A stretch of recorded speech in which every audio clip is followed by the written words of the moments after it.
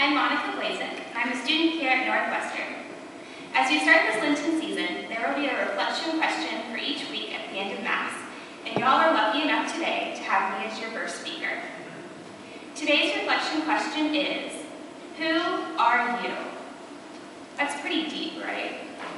I tried to answer this the way I normally do when people ask you in college, so here goes. Hi, I'm Monica Blazin. I'm a sophomore majoring in biology and economics, and I'm from Dallas, Texas. So I realized that this introduction probably doesn't help you to get to know me very much, so I decided to include all the answers to the icebreakers I've had recently. So here's the extended list. I have 40, soon to be 42, first cousins. I am left-handed. I love to bake, especially cupcakes. My favorite animal is a llama, and I oddly enough consider brown to be my favorite color.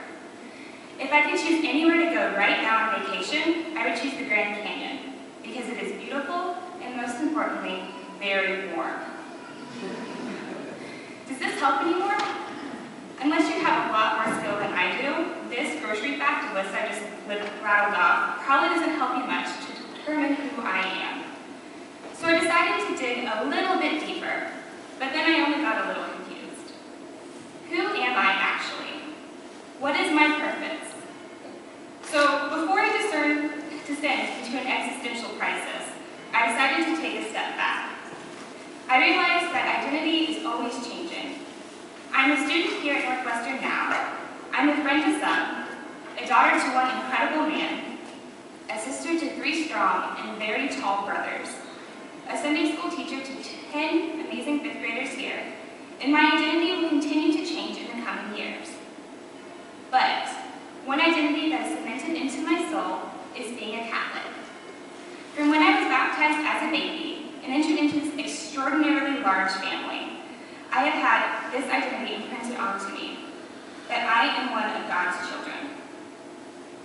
So, even though times are changing, especially in college, when college is a time of growth and change, but this fact always remains constant, that we are children of God. Sometimes we feel this need to prove ourselves, and in the gospel today, we see Jesus struggling with this same temptation. He feels the need, or rather the desire, to prove that he is who he thinks he is, and the devil tempts him to succumb to this pressure. Like Jesus, many of us feel the need to constantly prove who we are. Getting into Northwestern isn't enough. We have to prove that we are strong students, that we can juggle extracurriculars along with our studies, and that we will someday live up to our potential. But Jesus shows us today that we do not have to prove anything. We are his, and that alone is enough. God's love for us is unconditional, and his perfect love is not based on my own perfection or me having all the answers right now. So I might not know exactly who I am, and I might always still have this lingering desire to prove who I am, that I am worthy. But what Jesus tells us today is we don't have to have it all known. One of my favorite philosophers said, "Today you are you, that is truer than true. There is no one alive that is more youer than you." It's Dr. Seuss. God loves us for who we are, with all of our faults and all of our questions that still remain.